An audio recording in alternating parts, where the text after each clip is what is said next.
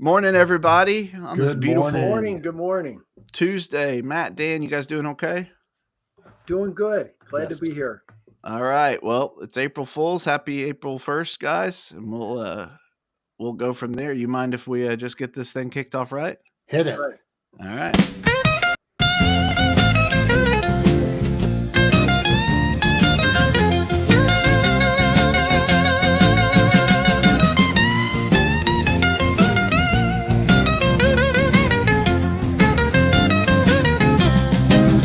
Every morning at 8:45 Eastern, Option Omega's got your back.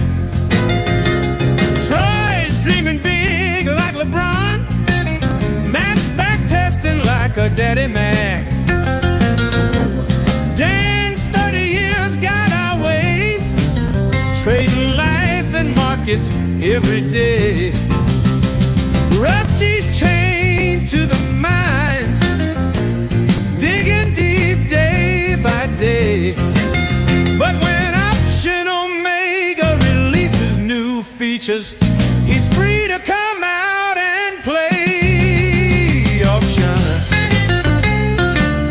Omega, you're trading home, where every move makes you feel less alone.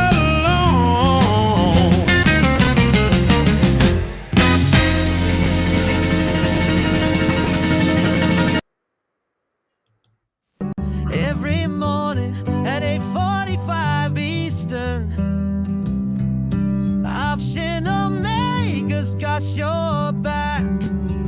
Troy's dreaming big like LeBron. Matt's back testing like a Daddy Mac. Dan's 30 years got our way, trading life and markets every day. Option Omega, you're traded home, where every move makes you feel less alone.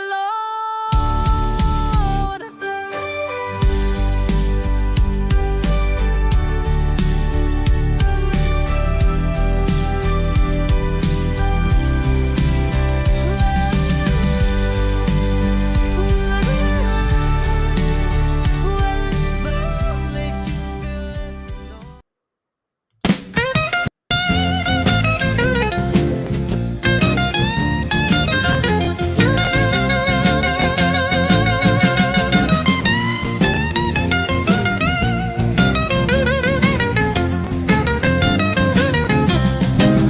Every morning at 8:45 Eastern, Option Omega's got your back. Troy's dreaming big like LeBron. Matt's back testing like a Daddy Mac. Dan's 30 years got our way, trading life and markets every day. Rusty's chained to the mines, digging deep day by day. But when Option Omega releases new features, he's free to come out and play. Option Omega, you're trading home, where every move makes you feel less alone.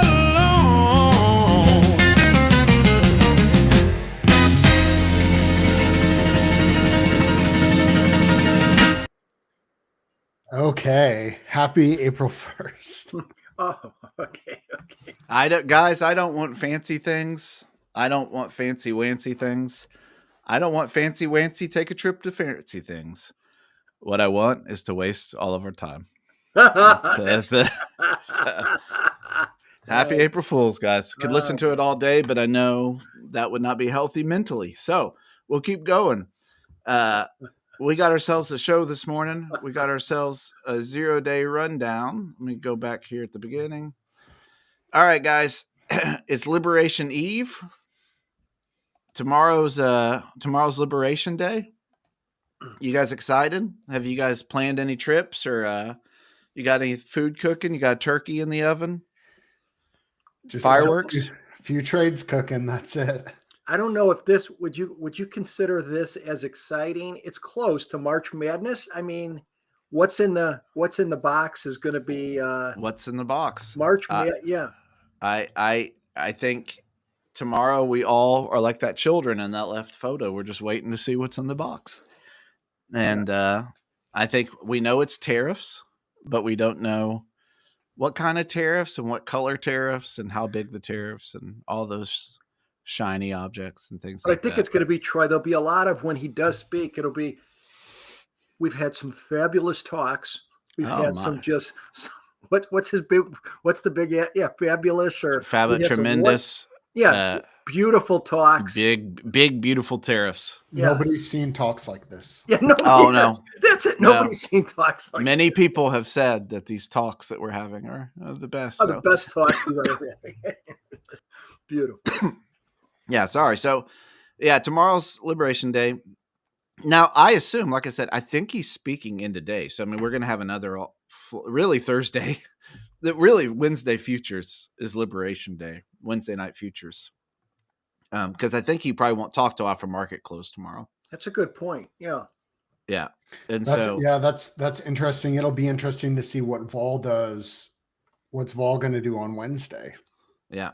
Yeah. I think the chat is chiming in. This is going to be huge. Huge. This is nobody's ever heard anything like this before. It's going to be a big day. And so there's two different worlds. People who are probably right, that vol is going to just, because the certainty will be over, vol is going to come down dramatically very fast. And that probably will be the case. There are people like me who don't want that to be the case, who want to kind of play the contrarian to the contrarian thing. That for once in my life, me and CNBC are on the same page saying, oh, this could be bad. This could be bad. Well, this is different than earnings, wouldn't you say? I mean, earnings it's almost a certainty. After earnings, the vols will come down, even if the stock gets beat up. It's coming down. Whereas here, I think there is, whatever the probabilities are. I mean, I think, yes, it's the easy, low-hanging fruit is to say events over, vols will come down. Yeah. But again, like you're saying with the contrarian of, how'd you say it? Contrarian of contrarians? Contrarian. Yeah. If he speaks, it's like somebody in the neighborhood speaks and you say, what did he just say? If the market digests what he says is, no, this is a mess, right? Yep. More of it. If there's not a lot of progress done, then you're right. There'll be a new batch of, a new batch of going down. So I think this is definitely different than an earnings thing in that there's definitely, you never see with an earnings situation normally that it comes out, stocks down, vol's still up, right? I mean, it could be up a little bit, but it's going to come in a lot. But this could be, I mean, there definitely is that possibility of the market getting hammered hereafter. Yeah, I mean, my thought is this is not a big one, but. Well, I mean, most people, you want the certainty, and the market certainly wants the certainty, but it's weird in the sense of like, normally there's an event and it's over, but what I don't necessarily think the market's pricing in yet is that it's not over. This is the day one. That's right. Of something. It's not like this is the final product. It's like he's launching a trade war, more or less. Sure. Well, and nobody knows what the outcome will be, which is, I mean, honestly, that's a lot of times how the market functions, though. The market, if you were trading during COVID, there were signs in the market before COVID got serious on the front end in February, actually, and March. But then the market also started recovering before. Oh, for sure. Yeah. News did. So, if front runs it. Nobody knows, like, if there is a tariff escalation, the likes of which haven't been seen in 100 years, that's something. But also, the outcome from that is totally unknown. I mean, you could have there are economists arguing both sides of that, and there are people who ignore all the economists anyway. So, and again, not to pontificate, I am not Options involve risks. Financial advisor. I'm just with my little crystal ball sitting here. But I do what I personally think is I think there's going to be a shock to the market at some point, and then they'll adjust because the market does a good job of front running this stuff. So, anywho, one last thing, Troy. Yeah. The other thing, just to keep like on this whole field of battle here, we're down almost 550, 600 points in the last month and a half. That's right. Yeah, we've already front run it. Whereas a little if you would have said That's to right. me, yeah, we're near the highs at 6,100. Yeah, if this doesn't happen, we're getting destroyed, right? Yeah. Or nail. But we are down. Not that has a lot. Humongous play because the last 2 years we were up 20%. So for 2 years in a row. But I think that is a big deal that we are down, 550 points in a month and a half or 600 points. That's no small potatoes. Yeah. Right? Go ahead, Matt. I was just going to say, I think officially the lows it met the technical definition of a 10% correction, right? Yeah. I think we've already done that. So from the highs to the lows. And we've had multiple days of down 2.5% has happened multiple times already. Last point I'll make, and we'll talk about it again tomorrow, probably in the next day. I agree with everything you guys are saying. I think you're right. I don't have any kind of like caveats to that other than just even to the point of the 10%. This has been so far like 22 with inflation, where it's orderly. And what I think the market hasn't, but COVID, Matt, to your point, COVID, they front ran it as well. But during COVID, there was a moment where the market started breaking. And that's when you get when you get an 80 VIX. Yes. And the circuit breaker. I personally, and I'm not saying it's going to be tomorrow or Thursday or anything like that. I think by the time this is all said and done, if he is as serious as he says he is, I think the market's going to break for a minute. I'm not saying forever. I'm not saying 1929 or anything like that. I think everything has been so orderly to the downside so far. And I think that there could be a case where there's a little bit of panic. And maybe it's a day of panic. Maybe it's 2 days of panic. I don't know. Oh, absolutely. But a little bit of August 5th in there. August 5th. I was going to say we had panic in VIX 50 over yen carry trade. That's right. Yeah, basically. So we had a 2% down overnight over the App Store, over DeepSeek being number one in the App Store. So it is an interesting question about fragility and of the overall structure. Yeah. Well, speaking of fragility, the market was not that scary. I mean, we gapped down, I think, on the open 80 points yesterday. Is that right? Yeah. Roughly. Yeah. And then proceeded just to rip more or less all day. And the old 1% gap fill that if you back test a lot, does not happen quite often. We basically, not only went back to the open, but went into, the range of the previous Friday by quite a bit. And so what do you make of that action? Dan, is that just kind of people like, hey, people are trying to front run it a little too much. Let's get back to basics here for a second. I mean, it felt like a piranha feeding frenzy that on the upside, it's like sellers just got, it wasn't going to happen, right? And when it was coming back, you could just see it. I mean, it'd come back, we go down a little, come back, and it's like, this thing got stronger. I mean, to think that we ended up 30 points when it was like death and destruction down there. I mean, that was usually it's just like it flipped. The last few days has been, we go down, come up a little bit, like Friday, we'd get smashed, come back 18 points, and then boom again. Yeah. Right.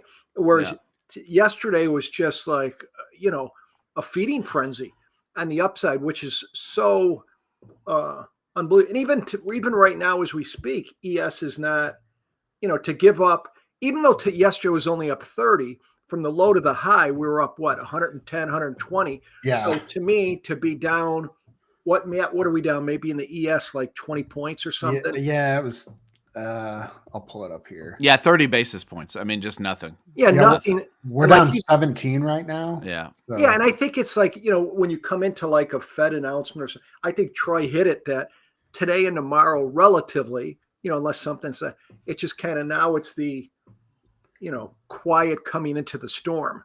Yeah. And so it could be an interesting next couple days. Yeah, I know. I think that's right. And I think that, I mean, you look at this action this morning, I don't see this as bearish at all. I mean, the fact that we can't even get into yesterday's kind of we can't even get into yesterday's like main action where time was spent. Yeah. Like, we're still in the upper range of yesterday. And so, I just think today's probably going to be one of those days that I watch it move 100 points, but I think I could see a world where we're in a 30-point range all day and it whipsaws back and forth. Well, and which makes it a lot of times, wouldn't you agree, when you come into like a Fed day or something, and now, I mean, this is a bigger deal right now, but you look at, okay, VIX is up a little bit today. I agree with you. I think for like, when you look at opportunities, 0-day iron condor, 0-day type stuff, it's like you're picking up little scraps, right? Yeah. Because the market's, from yesterday, you think it'll be a little bit quieter today, and you're getting a little more premium. It's going back up a little bit. Yeah, that's exactly right. So, yeah, we'll see what happens. But, it's another day, and it's kind of one of those days where the market's not going to, I mean, again, pontificating is tough, but I just don't see a world where the market's going to go down 200 points or up 200 points today. No. It doesn't make any sense to. All right, speaking of 200 points, I'd pay 200 points for one of these suckers right here. We continue our talk on the McRib. Now, I have to say, very very important. We had someone in the community tell me yesterday that in Option Omega, there was a trade previously put up last year, I believe, called the McRib. Wow. I've reached out to this person. It's not our same trade. I've reached out to a person who, and swag will be coming their way. But I did tell them we will continue to use the McRib for this. But so shout out person once I get permission. Kind of a legend, actually. For sure. In the Discord. For sure. Yeah. So anyway. I like the person already that anybody who has that, who claims that name, they have good taste. That's right. Took the McRib. Yeah. I've got to say this, Trey, and Matt, when you look, whoever does the food photography, just looking at that picture of the McRib on there, how they make it look. I mean, I've never had one that looks exactly like that. If you had one that looked anywhere near like that, I'd have 14 of them. I mean, that looks absolutely stunning. But I didn't mean that. Go ahead. Well, they say, I've heard that those food photography, they like spray it with glue. Right. I mean, might not actually be just food. Food, yeah. Wow. Say it ain't so. I know. With the McRib, the nice thing is the chances are that they probably have sprayed it with glue either way. And so I'm fine with that. Yeah. Doesn't hurt the taste. That's right. Anyway, so we continue on. I'll show you. This is yesterday's trade. This is the McRib. And it is a reverse iron butterfly, the rib part. The Mick part is because Dan's Irish and my name is McNeil. It's pretty straightforward. And so what it is a 50 delta. You buy the 50 deltas. This is a 0-day trade. For those newer to option trading, 50 delta would be close to at the money. It's possible, theoretically. And you sell the 50-point wings, 50 points away on each direction. And so, for instance, this morning, I don't know where SPX is going to open, but let's say the futures are at 56.39. So if futures were 56.39, you would buy the 56.40, and then you'd sell options, a buy and a call, a put and a call, 50 points away. And yesterday we showed this, and you open it at 10.20, doing it every day. We are allocating 5% portfolio. Again, we do not advise that. We don't not advise that. We're not advisors. And then we've got some stuff put on it for slippage and opening and closing fees. Those would be different, depending on your broker, all that stuff, but try to do a general rule. So as you see yesterday, it was not a great trade. I think if we looked at this trade, we'd say that's not a great trade. But today we're going to make it better. And you might think to yourself, that's not better. And you'd be right. But I'll show you today's version. I give you the McRib Tuesday, April 1st, 2025. Brokers love this trade. Brokers are profiting from this trade. This is a profitable strategy if you are a broker. That's right. But we have improved it. We've gone from losing 11K to losing, K and a half. And so we did one thing. And here's the one thing. We only do it on up days, up until there's a 1.5% gap up. If we've gapped up 1.5% or higher, we don't do that. But any other thing, if we open up, we're putting this on. So we've tried to eliminate down days. Guys, why would that improve a trade like this? Why would doing this on up days? It seems counterintuitive. Well, what you would get to my little brain. I mean, the only thing is, I mean, that's a tough question because you can make, for something that you want to move, right? On an up day, the volatilities would be lower, right? That would be so on a trade that is long Vega, you may get it at a little bit better price than you would if the vols opened up. You may pay more, but you could make an argument. I just want it to move. I hope, but from a volatility point of view, you would want it to be down. But you're saying a gap up, maximum 1.5, right? Oh, sorry. No, I completely forgot that. Matt just reminded me. That's not true. I read that completely wrong.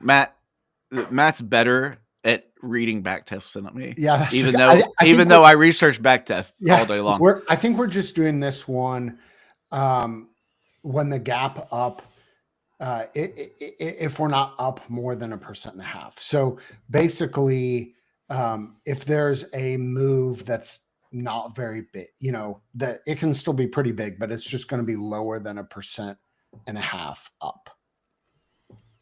So Dan, I completely asked you the wrong question based on everything. I led you astray. Yeah. I apologize. But so the idea is we are still putting it on. Yeah. Every day. We're just not putting it on days where we gap up a huge amount. Yeah. Yeah. So and the other way to test it, the other way to do it is to do it with a min gap up of 1.5%. And then you can test the inverse of that as well, which is also, it just, those 1.5s there's not going to be a ton of those probably. Yeah. That's a big. Yeah, we can test it. So doing that one thing, there's not much, improves the trade. Matt, why does it improve the trade so much? Can you go back to the other one? Mm-hmm. I mean, here's the thing. I wouldn't argue that it improves the trade that much. Do you have yesterday's by chance? Yeah. I would compare them. So this is what I would say if I was looking at this. It's almost the same. We're only looking at five trades less because of those conditions. So what I would say is I wouldn't eat this McRib.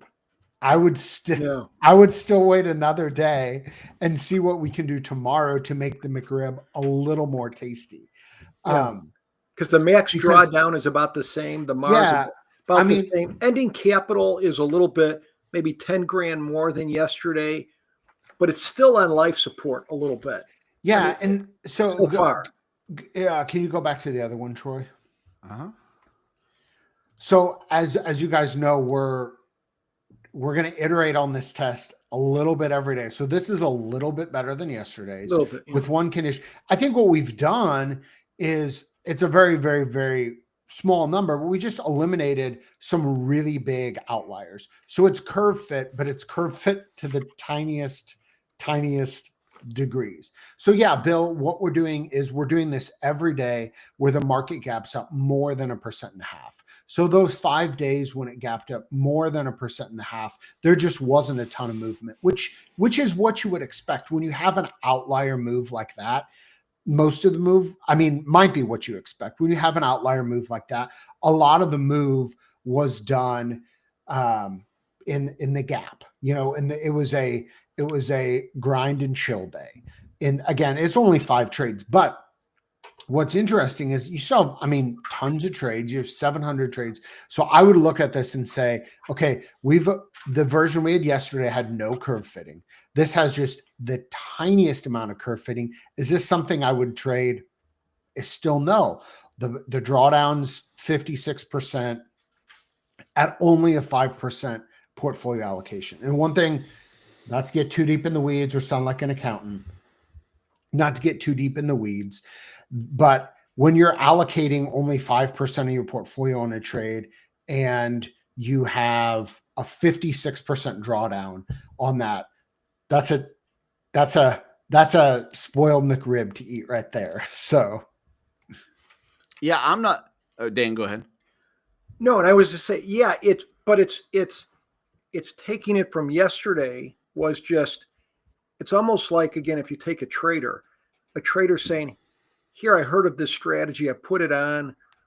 I've got the logistics, but I haven't really put much. Okay, how do we turn this into a winning strategy? Today is first step, making, which is a good point on Tuesday, saying if it moves 1.5%, I think what you're Matt's saying and Troy, you already got the move, right? Yeah. Right. And but I think now it comes. Now, okay, you have an understanding, if a student has an understanding of a particular strategy, now you have to bring on, okay, now that you understand the strategy, what's the negatives? The theta. All right. So can we play this every day or whatever? And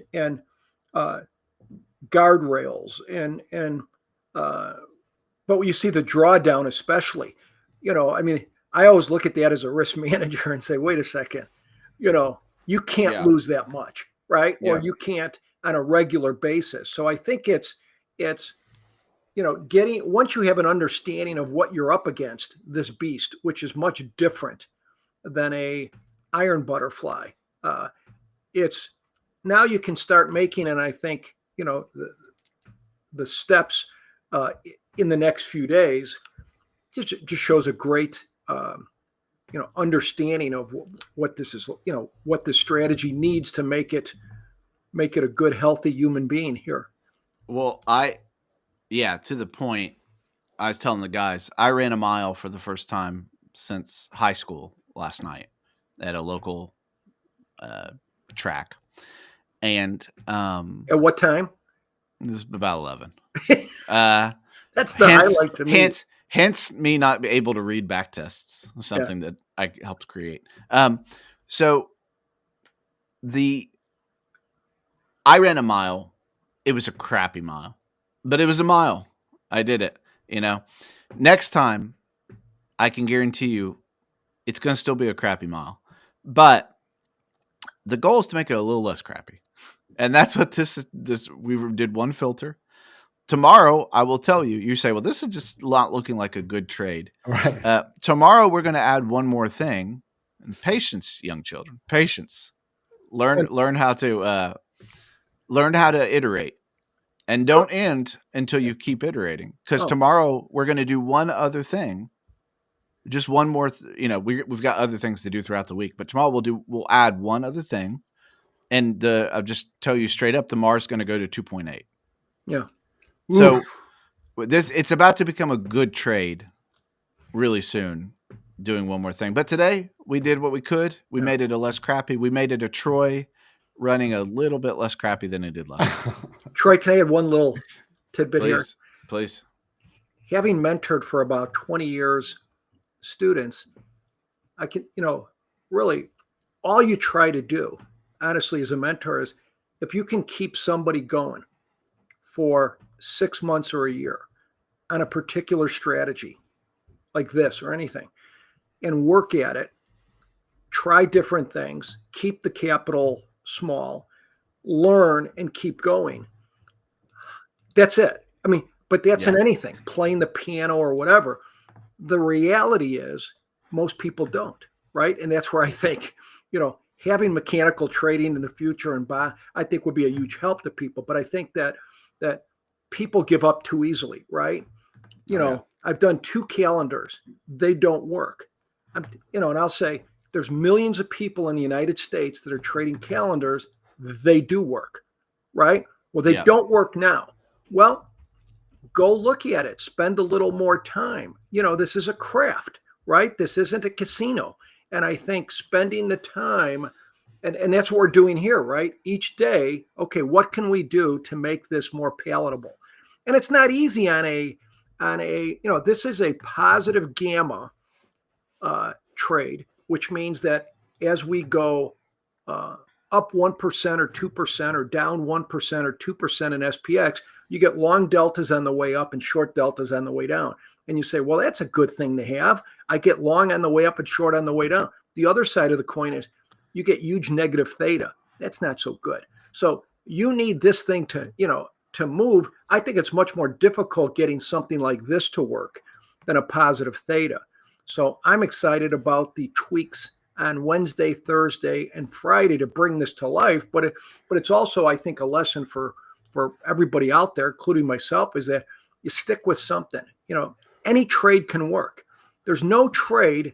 It's like, can I use Mickey Rooney for a second in Boys Town? Have you ever seen that, Boys Town? Right. Mickey Rooney, it was in Ohio, like for bad boys or whatever. And he'd say, there's no bad boy, right? Or there's no bad kid. And I'd say, there's no bad trade, right? Yeah. There's the person at the control center, but you can make most trades, right, look respectable as you work around what they're about. Anyways, I didn't mean to go off on a Mickey Rooney tangent, but always, please, I want you to use Mickey Rooney. I mean, to me, in closing, I think you look at these, the whole point of this is to iterate and say, why don't you have a winner now? Well, it takes time sometimes to do a winner. Figure it out.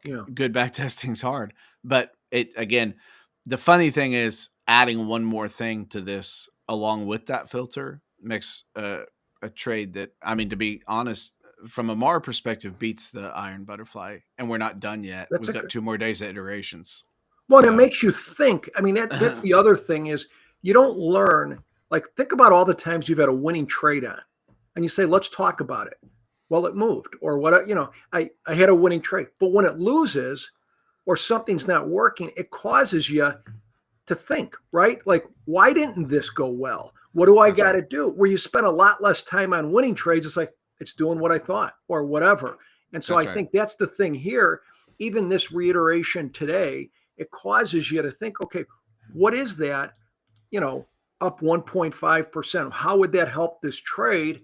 And you really, you kind of immerse yourself in the thing and then, repetitions. But again, this trade, the last 2 days in the market, it worked, right? But, I mean, just to give some information, right? This 50 wide 0 day cost about $30 to $32 the last 2 days. Both days it won. But before we get too excited about it, it won because yesterday it was put on and we rebounded 100 points. So the trade would have paid about $30, $32 and you sell it out for a $50 credit. It's like 50% profit. And you're like, I'm selling the house. We're going all in. That's and then Friday was the other one. We went down, you bought it for $30, $32, pump it out at 50. But, but if you would have put it on Thursday, you would not have a home anymore. No, you would not have a home anymore. So not even enough for a McRib. Yeah, not even enough for a McRib. So, guys, we better run. Tomorrow we'll have a fun show. Tomorrow's a huge day, Liberation Day. Liberation. Turning a bad trade into a good trade, one fell swoop day. Excited about it. Listen, blessings to you guys. Hope you guys have a great day, and we will talk to you soon. Yeah. Thanks.